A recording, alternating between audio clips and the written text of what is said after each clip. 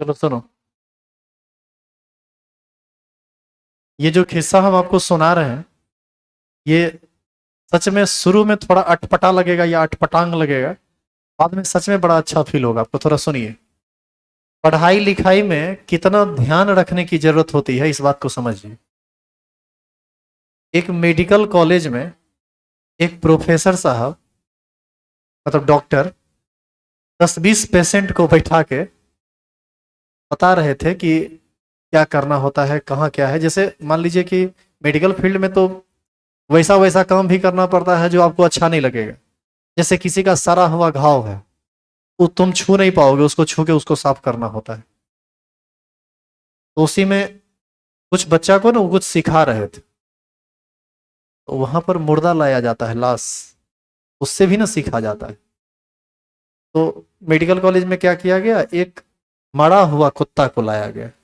कुछ एक्सपेरिमेंटल चीजों को समझना था, कुछ प्रैक्टिकल चीजों को समझना था। प्रोफेसर साहब बोले देखो रे, सब खड़ा हो जाओ अगल बगल। बोला हाँ ठीक है, खड़ा हो गए। लड़का लड़की सब खड़ी हो गई और खड़ा हो गया। प्रोफेसर साहब क्या किए, कुत्ता के नाक में एक उंगली डालकर रखे उसको। मरे हुए कुत्ता के नाक में उंगली डाल के उसको जीभ में सटाए। और सब बच्चा को बोले कि तुम सब भी ऐसा करो। बच्चा सब बोला पगला उगला गए हैं क्या। बोले नहीं नहीं, ये पढ़ाई का हिस्सा है, तुम करो ना। मेडिकल कॉलेज में प्रोफेसर साहब कह रहे हैं, कोई कैसे मना करता। मजबूरी में कुत्ता के नाक में उंगली घुसेड़ा, निकाल के उसको चाटा। जब सब चाट लिया बढ़िया से, तो बोले देखो, इस फील्ड में, मेडिकल के फील्ड में या किसी भी पढ़ाई के फील्ड में, सबसे जरूरी होता है ध्यान से सुनना, ध्यान से देखना और ध्यान से कोई काम को करना। तुमने ध्यान नहीं दिया। हम कुत्ते के नाक में ये वाला उंगली डाले थे और चाटे थे ये वाला, और तुम सब क्या किया, जिस उंगली को डाला उसी को चाट लिया। कैसा बेहुदा है रे तू सब। अब बताइए, इससे क्या सबक मिलती है, इससे क्या सीख मिला। इससे ये सबक मिला कि आपको ध्यान से चीजों को देखना है, ध्यान से सुनना है, ध्यान से समझना है। यदि आप ऐसा नहीं करते हैं तो आप एक अच्छे स्टूडेंट नहीं है। यही बात समझ में। काटना था हरा वाला तार और काट दिए लाल वाला तार, तो विस्फोट हो जाएगा टाइम बम में। हाँ या ना। तो ऐसी स्थिति में जब तक आप एक्टिव नहीं रहेंगे, आप किस तरह के स्टूडेंट हैं कि एक्टिव नहीं। हमने आपको कहा कि उस बोर्ड के ऊपर वाला, उधर से 3rd नंबर स्विच ऑफ कीजिए। आप 2nd नंबर को ऑफ कर दिए। वो नहीं करना था, ऑफ 3rd नंबर करना था। हमने कहा कि नीचे वाला सारा स्विच ऑफ कर दो। अभी भी एक स्विच ऑन दिख रहा है, हालांकि वो लगता है खराब है। नहीं रे। तो ध्यान से सुनिए, समझिए और फिर कीजिए, ऐसे नहीं। आइए पढ़ाई स्टार्ट करते हैं। तो ये चीज अपने जिंदगी पर लागू कर लो, हमारे ख्याल से बहुत आगे जाओगे, सफलता जल्दी हाथ लगेगी। या फिर देर से सफलता मिल जाएगी। नहीं तो इनएक्टिव मोड में रहे ना, तो भर जिंदगी पढ़ते रह जाएंगे। बाद में पता चलेगा 4 गो गाय खरीद के उसको पाल रहे हैं, और पता चलेगा कि ये स्क्वायर प्लस बी स्क्वायर कुछ काम ही नहीं कर रहा है इसमें। समझ रहे हैं। ना मैथ काम देगा ना फिजिक्स काम देगा। तो पढ़ाई करते हैं तो लगन के साथ कीजिए, अन्यथा छोड़ दीजिए। मैट्रिक हो ही गया, आदमी आपको निरक्षर नहीं कहेगा। कहेगा रे कोई, कहेगा मैट्रिक पास है, सब मिला जुला के फर्स्ट डिवीजन से पास भी है। और सेकेंडो डिवीजन से होगा तो पढ़ा लिखा की गिनती में आएगा कि नहीं आएगा। कहेगा आदमी कि चलो मैट्रिक पास है आदमी, ब्याह शादी हो ही जाएगा। मैट्रिक पास है तो कहेगा ना लड़का मैट्रिक पास है। तो झूठे दिन काटना जरूरी है, बिजनेस करना शुरू कर दीजिए। जिंदगी बहुत बड़ा थोड़े है।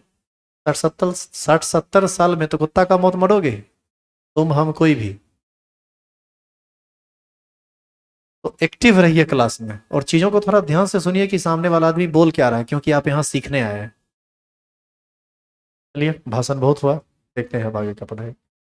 पिछला दिन आप लिखे थे संयोजकता, और आपको बताया गया था कि संयोजकता जो होता है वह किसी भी परमाणु के जुड़ने की क्षमता को बतलाता है, या किसी परमाणु के जुड़ने की क्षमता को ही हम संयोजकता कहते हैं। और जानिए, परमाणु की जो संयोजकता होती है वह प्रायः बराबर होता है इलेक्ट्रॉन के त्याग या ग्रहण करने वाली संख्या के।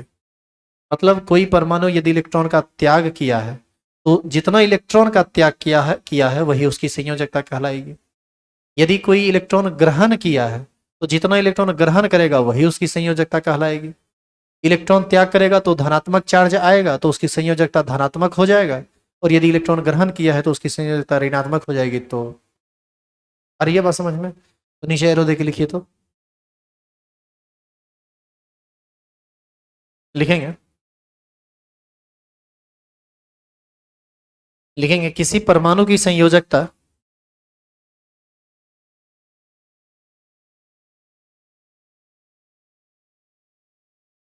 किसी परमाणु की संयोजकता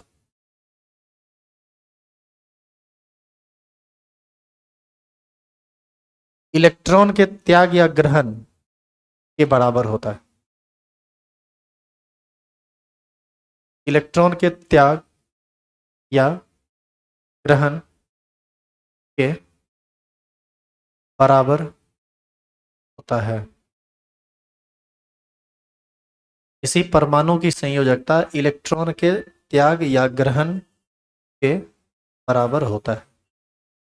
देखो इधर हम यहां लिखते हैं एलिमेंट और यहां लिखते हैं उसका वैलेंसी।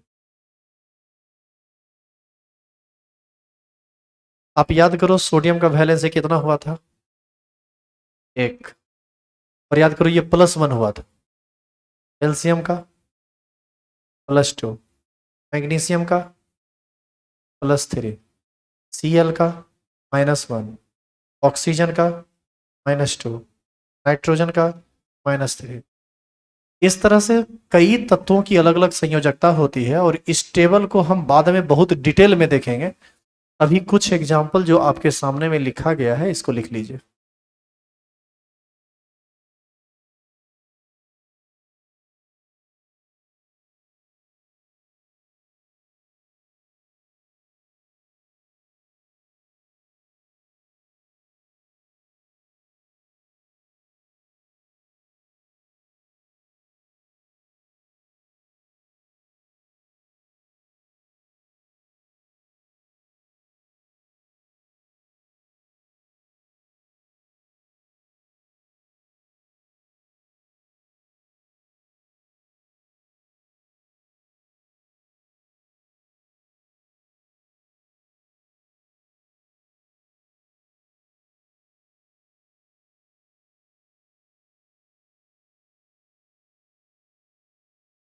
हो गया, लिख ली।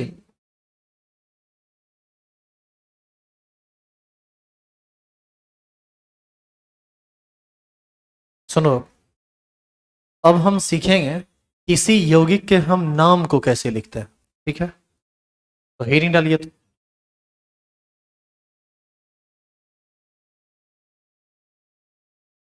Name of some important compound.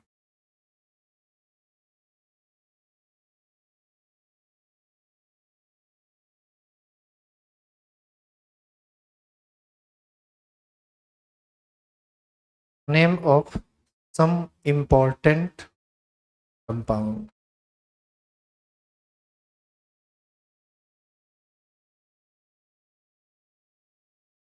जैसे यदि हम आपसे क्वेश्चन करें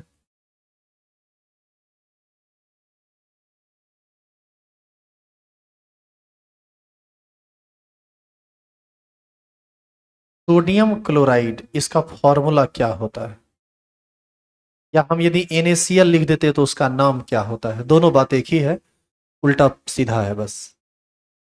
देखो इस तरह के किसी भी कंपाउंड में पहले रहता है पॉजिटिव पार्ट और बाद में रहता है निगेटिव पार्ट। सोडियम का सिंबल होता है Na और वैलेंसी होता है 1। क्लोराइड का सिंबल होता है Cl और इसकी भी वैलेंसी होती है 1।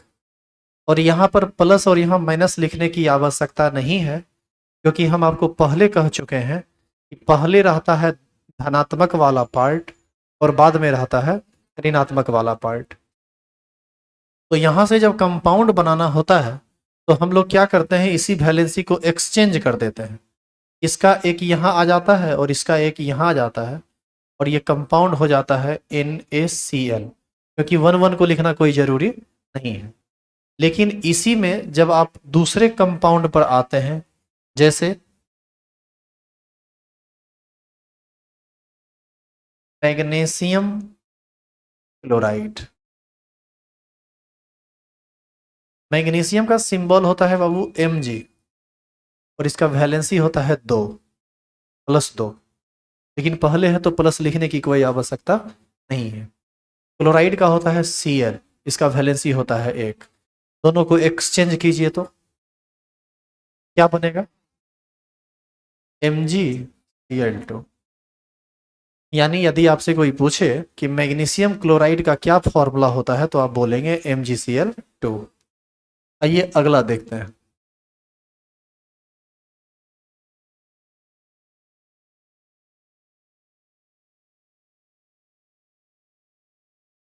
अल्युमिनियम का वैलेंसी, अल्युमिनियम का सिंबल होता है Al और वैलेंसी होता है 3। क्लोराइड का Cl और वैलेंसी होता है 1। एक्सचेंज कीजिए, Al 1 और Cl 3, क्या बनेगा, KlCl3। तो तुम देखो कि sodium chloride, calcium chloride, aluminium chloride, सब में क्लोराइड ही है, लेकिन कभी 1 क्लोरीन आया, कभी 2 क्लोरीन आया, कभी 3 क्लोरीन आया। बताइए तो ये किस आधार पर आया, उसके वैलेंसी के आधार पर आया। यदि वो वैलेंसी नहीं होता तो फिर अलग आता या बराबर आता। लेकिन अलग अलग वैलेंसी के कारण ही नाम में कोई परिवर्तन नहीं दिखेगा, लेकिन केमिकल फॉर्मूला में परिवर्तन दिखेगा। अब हम ये समझते हैं कि हम ये एक्सचेंज क्यों करते हैं, दोनों के वैलेंसी को एक्सचेंज करके ही केमिकल फॉर्मूला का निर्माण कैसे होता है। तो आप ऐसे समझो, एक Na पर एक प्लस चार्ज, एक Cl पर एक माइनस चार्ज, एक प्लस एक माइनस को खत्म करेगा, दोनों मिलके क्या बना देगा, NaCl। तो इसका एक को खत्म कर दिया। अब MgCl2 जो आप लिए थे, तो आप बताइए कि एक Mg पर कितना पॉजिटिव चार्ज होता है, 2 पॉजिटिव चार्ज, लेकिन Cl पर 1 निगेटिव होता है। आप ही बताइए कि Mg का एक आयन पर 2 प्लस है, क्लोराइड के एक आयन पर 1 माइनस है, तो इसका एक केन को प्लस 1 माइनस को खत्म कर पाएगा। तो एक Mg और एक Cl मिलके कभी भी उदासीन यौगिक का निर्माण कर सकता है क्या, नहीं कर सकता है। हम चाहते हैं कि उदासीन यौगिक बने, क्योंकि वह ज्यादा स्टेबल होता है। तो बताइए तो उदासीन यौगिक कैसे बनेगा, ये तभी ना बनेगा जब Cl एक और आ जाए, क्योंकि एक Cl पर 1 माइनस, तो एक और Cl ले लेंगे तो 2 माइनस, एक Cl पर 1 माइनस तो 2 Cl पर 2 माइनस।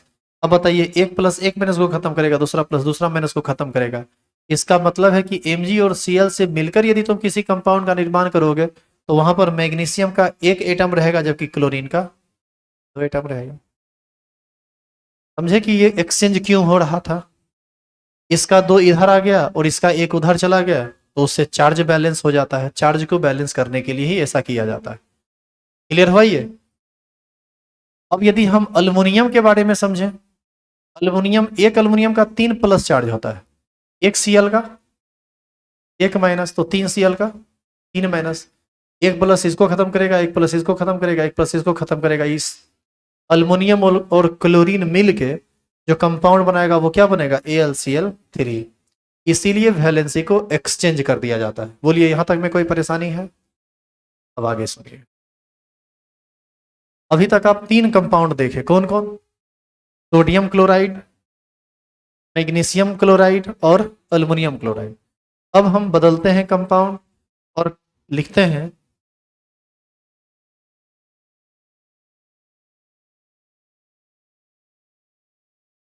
Calcium oxide.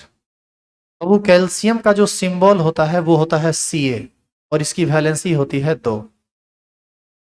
इसका मतलब ये है कि किसी भी केमिकल नाम से केमिकल फॉर्मूला पर जाने के लिए हर हाल में पहले उसका सिंबल पता होना चाहिए, उसका चार्ज यानी उसका वैलेंसी भी पता होना चाहिए, तभी ना आप एक्सचेंज कर पाइएगा। तो किसी भी मूलक का या किसी भी नाम का क्या सिंबल होता है, क्या वैलेंसी होता है, इसको आगे हम एक बहुत बड़े टेबल में लिखाएंगे। तो वो आपको लिखा हुआ मिल जाएगा, आप खोजिएगा तो आपको अपने मिल जाएगा कि किसका क्या सिंबल होता है और किसकी वैलेंसी क्या होती है। टेबल तो लंबा चौड़ा है, लेकिन याद आपको सीमित मात्रा में करना है, तो टेंशन नहीं लेना है। अब बताइए, कैल्शियम का वैलेंसी होता है 2 और ऑक्साइड का सिंबल होता है और इसका भी वैलेंसी कितना होता है? तो अब बताइए, तो यहां पर एक्सचेंज कीजिएगा तो क्या बनेगा? CaO।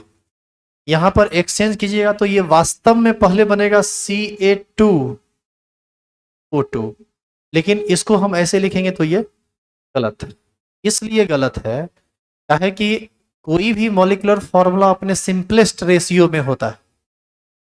आप इससे भी छोटा क्या कर सकते हैं, कॉमन लेके निकालिए। 2 कॉमन होगा यहाँ पर, 2 कॉमन लीजिएगा, दोनों जगह एक एक ही ना बचेगा, तो 2 कॉमन लीजिएगा तो इसका सही फॉर्मूला बनेगा CaO। ये सही, ये सही है और ये गलत है। कैल्शियम ऑक्साइड का सही फॉर्मूला है CaO। Ca2O2 गलत है। अब देखिए क्यों गलत है। तुम एक बात बताओ, Ca का वैलेंसी कितना होता है? +2। ऑक्साइड का वैलेंसी कितना होता है? -2। अब बताओ, एक आयन पर 2 प्लस है, एक आयन पर 2 माइनस है, तो ये दोनों आपस में यदि मिल जाए तो दोनों प्लस माइनस आपस में मिलकर न्यूट्रल हो जाएगा कि नहीं? एक ये मिलेगा तो क्या बनेगा? CaO। अब बताइए, कहाँ Ca2O2 की जरूरत पड़ी? क्या जरूरत पड़ा? यदि तुम लिखोगे Ca2O2, इसका मतलब हुआ 2 गो कैल्शियम और 2 गो ऑक्सीजन। तो आप ही बताइए कि एक Ca++ और एक O- से एक CO बना है, तो दूसरे Ca++ और दूसरे O- से आपको नहीं लगता है कि एक और CO बन जाएगा? नहीं बनेगा। तो ऐसी स्थिति में जब भी कॉमन आने वाला हो तो आप वहां पर क्या ले लेंगे? कॉमन। मतलब जैसे 2 2 है तो 2 कॉमन ले लीजिए। यदि 2 और 4 होता तो क्या कॉमन लेते? 2 कॉमन लेते, यहाँ बचता 1 और यहाँ बचता 4। जैसे एक अगला एग्जांपल देखिए।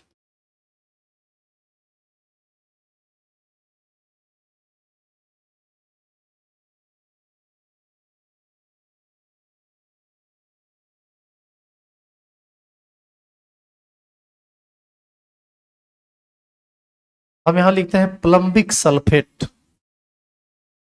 क्या लिखे हैं? प्लम्बिक सल्फेट। प्लम्बिक, इसका सिंबल होता है Pb।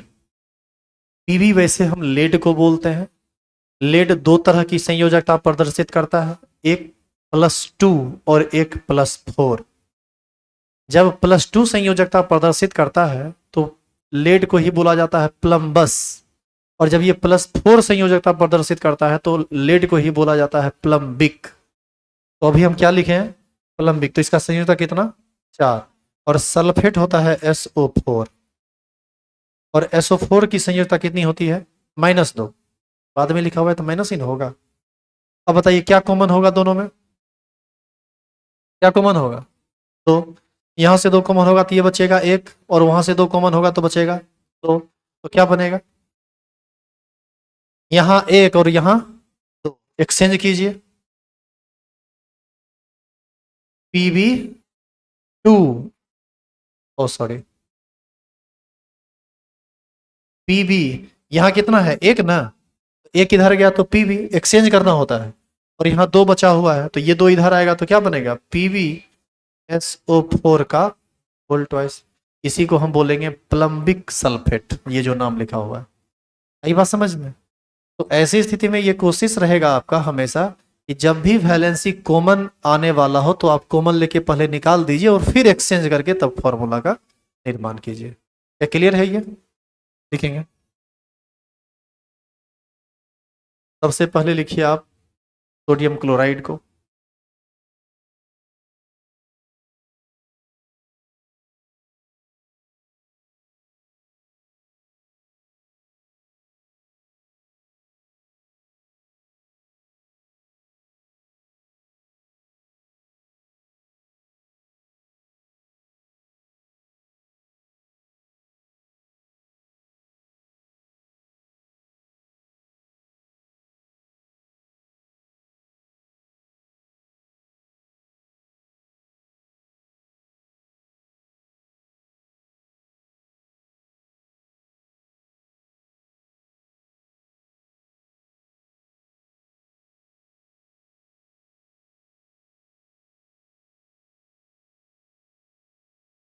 इस फॉर्म में। और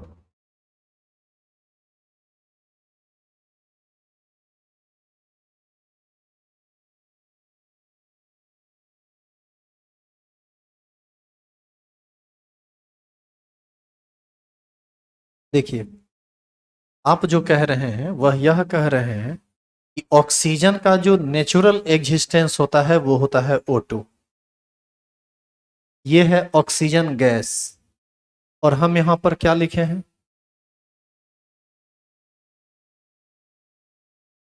ऑक्साइड। तो आपको ऐसा नहीं लग रहा है कि दोनों नाम में अंतर है? समझे? ऑक्साइड आयन बोलते हैं O2- को। ठीक है, देखिए ऐसे। ऑक्सीजन का एटॉमिक नंबर कितना होता है? सॉरी, 8। 2 6। यह अष्टक पूरा करने के लिए कितना इलेक्ट्रॉन ग्रहण करेगा? तो यदि कोई 2 इलेक्ट्रॉन इसको दे दे तो बताइए ये O2- में कन्वर्ट कर जाएगा? इसी को बोला जाता है ऑक्साइड आयन। समझे? अगला लिखिए, मैग्नीशियम क्लोराइड। फिर लिखिए, नहीं नहीं, मारो ने, पढ़ाई करो।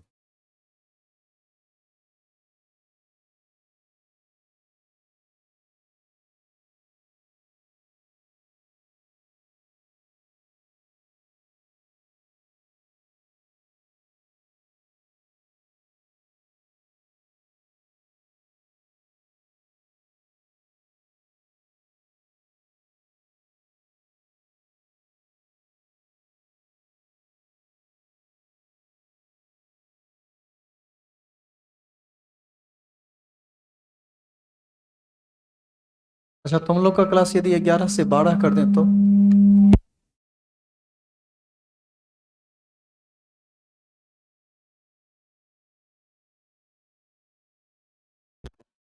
11 से 12 ठीक रहेगा?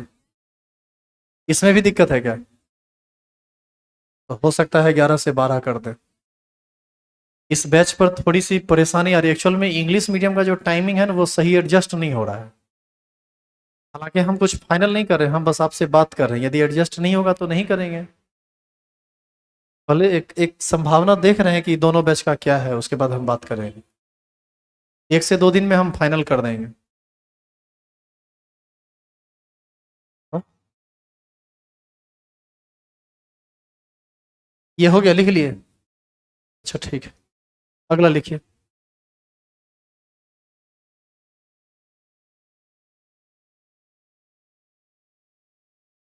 यहाँ ये समझ में आया ना कि ये कोमल लेके किए हैं।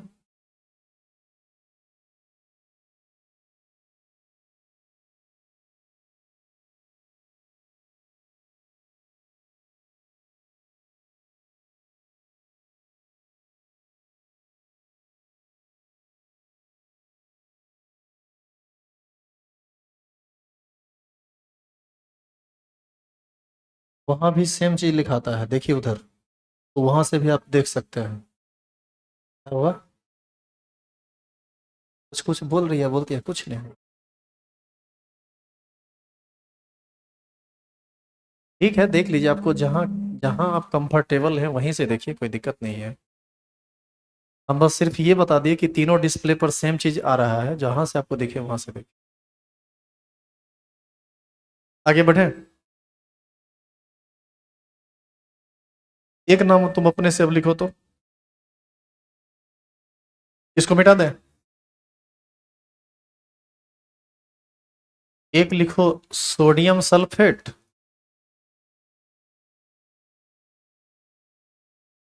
और एक लिखो पोटासियम सल्फेट।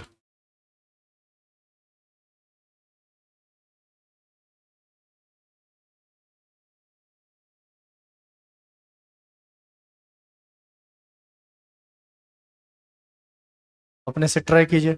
एक सोडियम सल्फेट लिखना है, एक लिखना है पोटासियम सल्फेट। क्या? जाइए जाइए, कोई दिक्कत नहीं। जहां बैठना हो बैठिए, जहां कंफर्टेबल फील करते हैं बैठिए।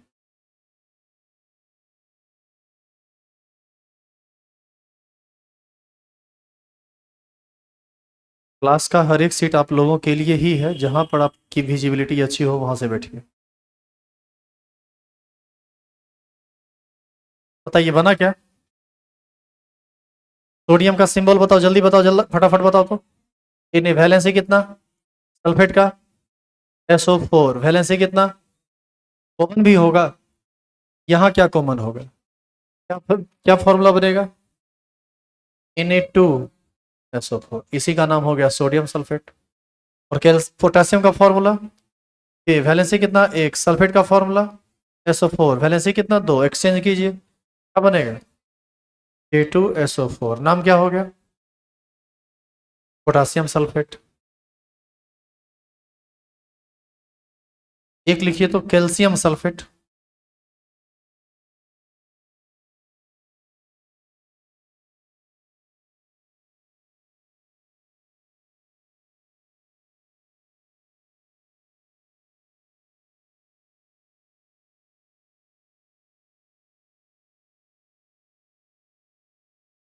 Calcium sulphate.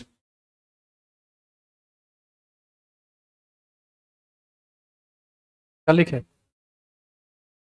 CaSO4। कैल्शियम का सिंबल क्या होता है? Ca। कैल्शियम का सिंबल होता है Ca। वैलेंसी कितना? दो। SO4 का सिंबल SO4, वैलेंसी कितना? दो। दोनों में कॉमन तो आएगा यहाँ, दोनों कॉमन लेके हटाएंगे, एक एक बचेगा। इसका एक एक इधर आएगा तो ये बन जाएगा CaSO4। तो क्या उम्मीद करें कि आपको यदि रेडिकल मिल जाए तो आप उसका नाम लिख सकते हैं। एक लास्ट नाम आपको लिखना है यहां से, ये लिखिए तो, पोटासियम क्रोमेट।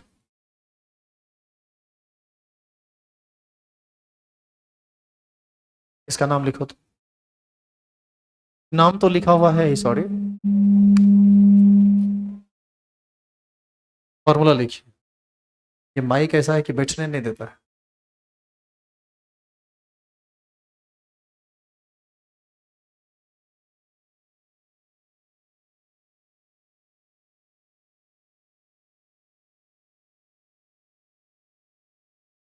बताइए, पहले आप हमको ये बताइए कि क्या आप सभी में से कोई ऐसे हैं जो इसका लिख सकते हैं फॉर्मूला? नहीं, मतलब एक भी नहीं लिख सकते। आप बताइए कि इसमें क्या समस्या है? हाँ, समस्या ये है कि आपको नाम लिख दिया गया लेकिन आपको उसका फॉर्मूला नहीं पता है, उसका वैलेंसी नहीं पता है। तो आपको एक चीज की जरूरत हो रही है महसूस, कि हमको एक टेबल लिखना पड़ेगा जिसमें सारे रेडिकल का नाम, सारे रेडिकल का सिंबल, सारे रेडिकल का वैलेंसी हमको यदि लिखा हुआ मिल जाए, और तब यदि ये नाम दे तो एकदम मजा आ जाए, उसे फटाफट खोज खोज के बनाते रहेंगे। 2 पेज का 3 टेबल आपको बताया जाएगा, और उस 2 पेज को याद यदि आप कर लेते हैं तो 3 से 4 हजार मॉलिक्यूलर फॉर्मूला को आप याद नहीं बल्कि बना सकते हैं खुद से। इसीलिए जो बातें अभी बताई जा रही थी वह बहुत इंपॉर्टेंट था। अब हम उस टेबल की ओर आगे बढ़ रहे हैं। जानिए, पोटासियम का सिंबल होता है के, और क्रोमेट का सिंबल फॉर्मूला होता है CrO4। इसकी वैलेंसी 2 होती है, इसकी वैलेंसी 1 होती है। इस दोनों के मिलने से बनेगा K2CrO4। समझे? अब ये हमको याद है, आपको नहीं याद है, आपको भी लिखाएंगे, आपको याद करना पड़ेगा। क्या कुछ पूछ रहे हैं? बोलिए, खड़ा होके बोलिए। पढ़ाई से संबंधित दिक्कत नहीं है ना? ये मेन चीज है, इसमें दिक्कत नहीं होना चाहिए। चलो आगे बढ़े क्या आप? अभी तक तुम जितना कंपाउंड बनाए हो वो तो बन गया। अब हम तुमको सिखाते हैं इस कंपाउंड को तोड़ना। पहले सिखाए बनाना, अब सिखाते हैं तोड़ना, क्योंकि दोनों का काम पड़ता है, बनाने का भी और तोड़ने का भी। जैसे टेबल बाद में देख लेंगे, ठीक है, पहले तोड़ना। नहीं, एक दो और कंपाउंड जानिए। एक होता है फेरस क्लोराइड, और एक कंपाउंड होता है फेरिक क्लोराइड।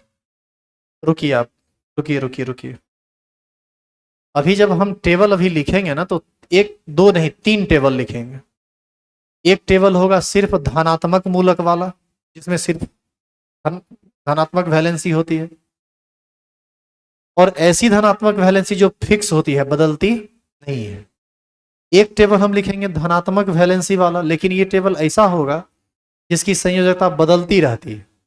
जैसे आयरन का नाम सुने हो तुम, उसकी संयोजकता दो तरह की होती है, एक +2 और एक +3।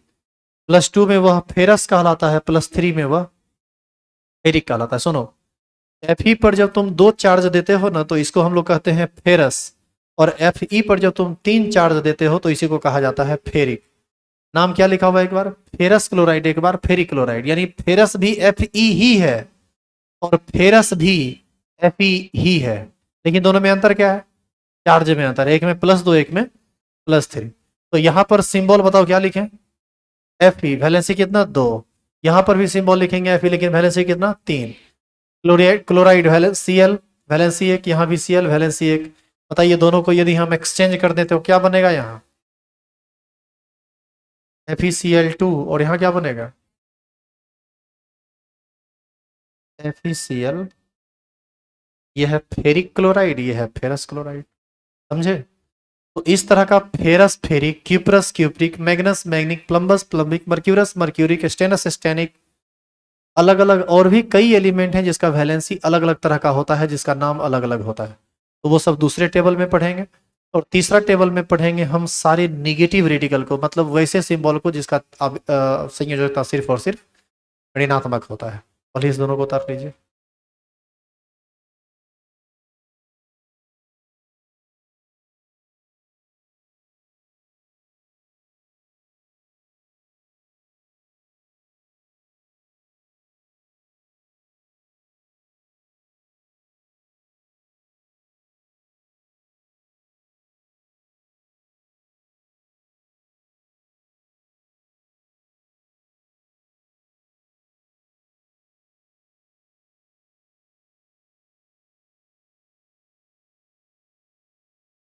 क्या वो दिक्कत हो रहा है क्या, लिख चुके हो या लिख ही नहीं रहे हो, लिखो देखो, कॉपी दिखाओ, लिखे आओ।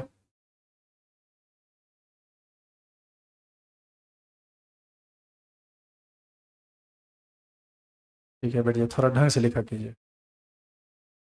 ऐसा लग रहा है कि यहाँ से लिख के जाओगे फिर संपापड़ी वाला को कॉपी दे के संपापड़ी खा लेंगे।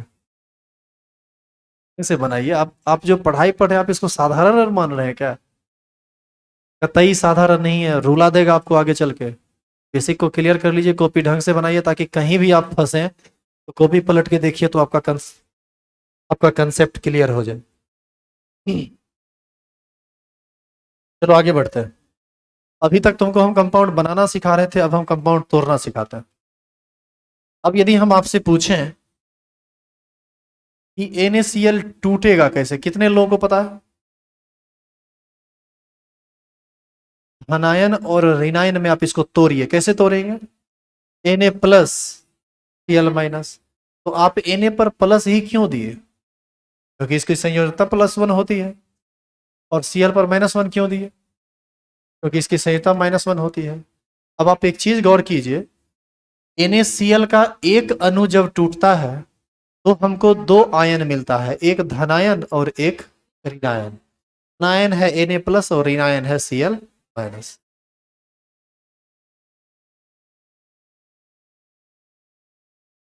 आगे देखिए, यदि हम CaSO4 को तोड़ें तो कैसे टूटेगा।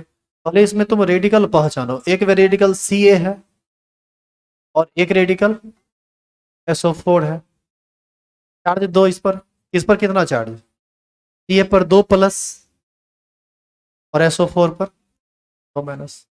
क्या यहां तक बात समझ में आया, अब आगे सुनिए।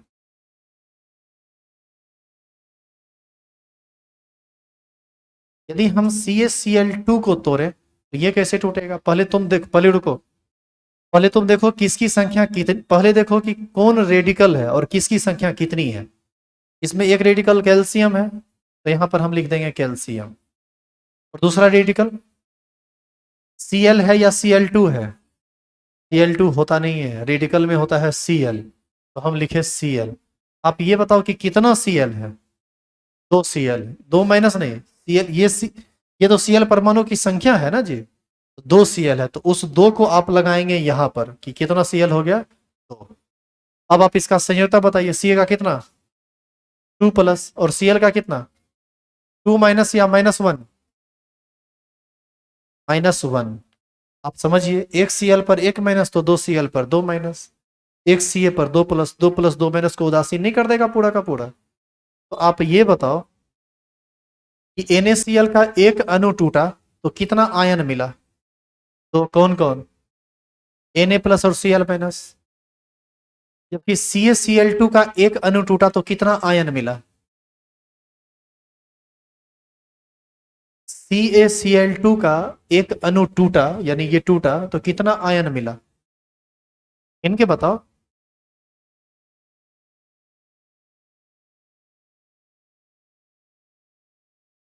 बोल के बोलिए, कितना मिला? 3। इसको बोलने में इतना देर काहे लगा रहे हैं आप? आपको दिख नहीं रहा है कि Ca प्लस प्लस का एक आयन है और Cl माइनस का दो आयन है? आयन की गिनती तो उसके कॉफिशिएंट से ही होता है। तो CaCl2 टूटा तो एक आयन मिला कैल्शियम का और दो आयन मिला Cl माइनस का, यानी कुल मिला के दो एक तीन आयन मिला। एक धनायन मिला और दो गो ऋणायन मिला। तो धनायन और ऋणायन में अंतर क्या है? धनायन दो गो चार्ज वाला है और ऋणायन एक चार्ज वाला है, इसीलिए वो दो गो है, ये एक है। इसी प्रकार से यदि हम AlCl3 को तोड़े तो कैसे टूटेगा? बोलिए जल्दी। अल्युमिनियम का एक एटम है और Cl का कितना? 3। तो 3 को Cl लिख दें। Cl पर एक माइनस और अल्युमिनियम पर 3 प्लस, जो जिसका वैलेंस है वो तो लिखना पड़ेगा ना। तो बताइए, AlCl का एक अणु टूटेगा तो कितना आयन मिलेगा कुल मिलाकर? 4। एगो धनायन और 3 गो ऋणायन। क्या यहां तक समझ में आई बात? अब एक और मात्र हम तोड़ेंगे। Ca, कैल्शियम फॉस्फेट बताए थे क्या पीछे?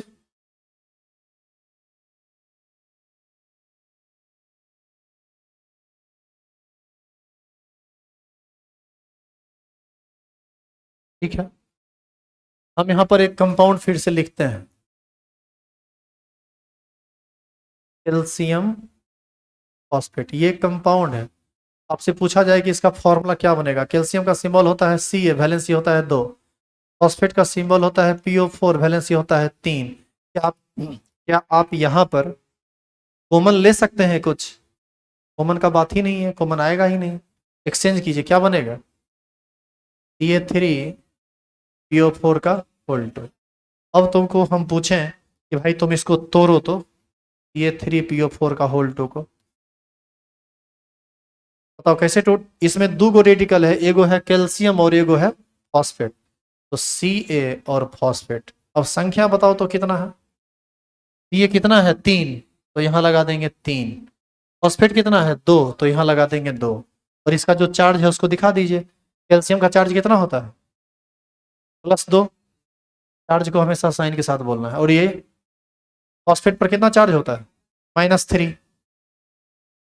3 दूना 6, 3 दूना 6, 6 + 6 माइनस, बताइए उदासीन हुआ कि नहीं? अब आप बताइए कि Ca3PO4 का एक अणु टूटा तो कितना आयन मिला? सही बात बताओ, तुम इतना डरते क्या हो यार? तुम एक बार में बता नहीं सकते हो कि कितना आयन मिला? तुमको ये 3 और 2 जोड़ने में 5 बोलते हैं, ऐसे बोला जाता है रे? ये तुमको दिख नहीं रहा है कि 5 गो आयन बना? इसमें जोर से बोलिए कि 5 बना। नहीं, आपके अंदर कॉन्फिडेंस क्यों नहीं बिल्ड कर रहा है? भींगी बिल्ली की तरह मुंह सुकराए हुए बोलते हो। क्या तुमको हम गलत बोल दोगे तो गला काट के हटा देंगे क्या? बोलते क्यों नहीं है? ये सब आपकी कमजोर मानसिकता को बता रहा है, ये आपकी कमजोरी को बता रहा है और इसी को दूर करना है। तुम लोग 9-10 तक जो है ना एकदम शुद्ध गधा बन के यहां पहुंचते हो। इस वजह से पढ़ाना बहुत मुश्किल होता है। हर चीज बता दें, पूछे कि कितना हुआ? 5। होगा कि नहीं होगा, हम बार वो करेंगे। ये पागल है क्या? कॉन्फिडेंस में बोलो 5। अच्छा एक बात बताइए, आपसे कोई आपका नाम पूछे, अब जैसे हमसे कोई मेरा नाम पूछा, हम हमारा नाम जान रहे हो तुम लोग कि नहीं? क्या है नाम? बहुत आदमी तो शारदा बोलता है। ये शारदा केमिस्ट्री कोचिंग का नाम है। मेरा नाम जितेंद्र कुमार। अब बताइए, हमसे यदि कोई पूछेगा कि क्या नाम है? जितेंद्र, कहीं गलत तो न हो गया हो। अब बताइए, यदि हम अपना नाम बोल के ये सोच रहे हैं कि कहीं गलती तो नहीं बता दी, इसका मतलब है कि मेरा कॉन्फिडेंस हिला हुआ है।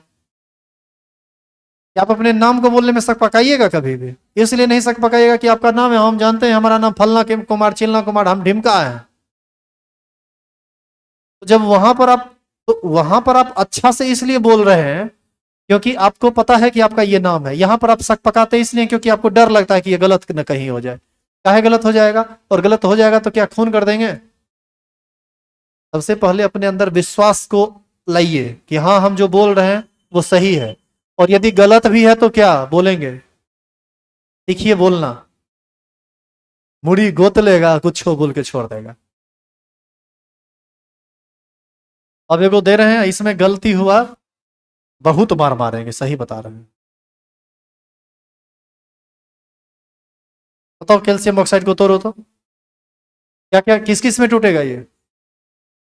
सी और ऑक्सीजन में। वैलेंसी बताओ इसका। +2 इसका बताओ। तो CaO का एक अणु जब टूटा तो कितना आयन मिलेगा? देखो गलत बोला 4, लेकिन जोर से बोला तो अच्छा लगा। 4 नहीं मिलेगा, मिलेगा आयन 2। अरे आयन की गिनती यहां से होती है। ये भी एक आयन है, ये भी एक आयन है। हाँ एक आयन पर चार्ज न 2 है। इस एक आयन पर धन आवेश 2 है, इस एक आयन पर ऋण आवेश 2 है। आयन की संख्या तो 2 ही है। कोई बात नहीं, आप 4 भी बोले लेकिन जोर से बोले, ये सही है। जोर से बोलिए, कॉन्फिडेंस आएगा धीरे धीरे आपका। तो यहां पर CaO का एक अणु टूटा तो 2 आयन मिला, एक आयन कैल्शियम का और एक आयन ऑक्साइड का। कैल्शियम आयन बोलेंगे तो Ca2+ ऑटोमेटिक आ जाएगा। अब ये तोड़ना आना चाहिए, और नहीं आएगा तो क्या नहीं समझ पाएंगे आगे, इस बात को समझिए। इधर देखो, तुम लोगों को कुछ एक्सपेरिमेंट क्लासे में करवाना पड़ेगा, उससे 2 बात हो जाएगा, कुछ बात सीख भी जाओगे और कुछ पनिशमेंट भी तुमको मिल जाएगा। जैसे देखो यहाँ पर डिजिटल बोर्ड चल रहा है, यहाँ एक प्लग लगा हुआ है, या यहाँ पर है ना प्लग खाली ढेर सारा। इसे मान लो एक प्लग लगा के 2 तार निकाल के बर्तन में हम पानी भर के इसमें एगो ठंडी और एगो गर्मी इसमें डाल देते हैं। यहाँ पर तार छीला हुआ है, डायरेक्ट छुए तो करंट मार देगा। इसमें आप क्या कीजिए, डिस्टिल्ड वाटर भर लीजिए। बैटरी में जो पानी दिया जाता है ना वो पानी, यदि वो पानी सच में डिस्टिल्ड वाटर है, प्योर वाटर है, और आप इसमें स्विच देके इस पानी में हाथ डुबाइए, तो हाथ डुबाने पर आप महसूस करेंगे कि थोड़ा बहुत सिवसिवी टाइप का हो रहा है। आपको महसूस होगा कि समथिंग वेंट नॉर्मल और रॉन्ग, कुछ ऐसा लगेगा कि कुछ कुछ अजीब लग रहा है। लेकिन आपको करंट नहीं मारेगा, और करंट तब तक नहीं मारेगा जब तक कि ये तार को आप डायरेक्ट छू ना ले। सुनिए मैं फिर से कह रहा हूं, यदि ये डिस्टिल्ड वाटर है, शुद्ध distilled water, pure distilled water, और आप इसमें करंट देके इस पानी को छुइएगा ना तो आपको करंट नहीं मारेगा। लेकिन इसी स्थिति में आप 10 ग्राम नमक इसमें डाल दीजिए, नमक डाल के घुला दीजिए, और उसके बाद हाथ तनी डालिए, तो दोबारा जिंदगी में हाथ डालने के लायक नहीं छोड़ेगा। मारेगा करंट का वैसा झटका जैसा झटका नंगा तार छूने से लगता है। तो बताइए कि इसका मतलब है कि पहले ये पानी इलेक्ट्रिसिटी को कंडक्ट नहीं कर रहा था, और नमक डालने के बाद पानी को कंडक्ट, ये इलेक्ट्रिसिटी को कंडक्ट करने लगा। अब अगला बात सुनिए, NaCl डाले थे तो झटका मारा था ना। यदि आप Ca3PO4 का होल 2 डाल देंगे तो आपको जान के आश्चर्य होगा कि इसका 2.5 गुना ज्यादा तेज झटका तब मारेगा जब आप इसमें क्या डाल देंगे, Ca3PO4 में। क्यों? क्योंकि शुद्ध पानी में झटका इसलिए नहीं मारा क्योंकि आयन नहीं था। NaCl में झटका इसलिए मारा क्योंकि अंदर में जाने के बाद 2 गो आयन बना। आयन ही इलेक्ट्रिसिटी को एक जगह से दूसरे जगह ले जाता है, ट्रांसपोर्टिंग का काम करता है। और Ca3PO4 का होल 2 डाले, इसमें 5 गो आयन है, ये उससे भी ज्यादा, उससे 2.5 गुना ज्यादा इलेक्ट्रिसिटी को कंडक्ट करवाएगा। तो बताइए ज्यादा झटका कब मारेगा? जब विलियन में आयन की संख्या ज्यादा हो। और आयन की संख्या ज्यादा कब होगा? जब Ca3PO4 का होल 2 हो। तो कल के डेट में आपको कैसे पता चलेगा कि विलियन में आयन की संख्या ज्यादा कब बनेगा? NaCl से ज्यादा बनेगा या इससे ज्यादा बनेगा? तो इसके लिए आपको तोड़ने के लिए आना चाहिए। यदि नहीं सीखे तो परेशानी होगी। उतारिए, इस सबको उतार लीजिए, इसको उतार के यहीं पर खत्म कीजिए। कल हम डायरेक्ट टेबल से काम स्टार्ट करेंगे। कल हम आने के साथ ही टेबल आपको लिखाएंगे सबसे पहले, और टेबल को एकदम साफ सुथरा बढ़िया से लिखोगे, काहे कि ये बहुत इंपॉर्टेंट टेबल होगा। केमिस्ट्री में जितना इस तरह का टूटने वाला कंपाउंड होता है सब आ जाता है उसके अंतर्गत।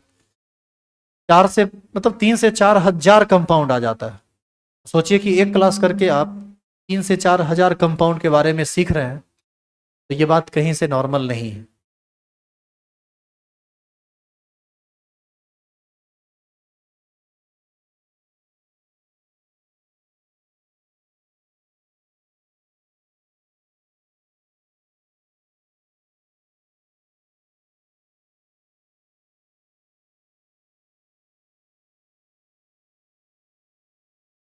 हो गया ये वाला स्लाइड?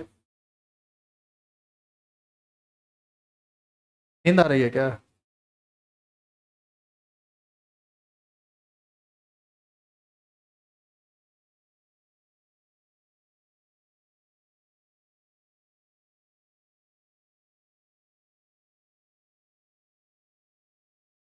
चेंज करें?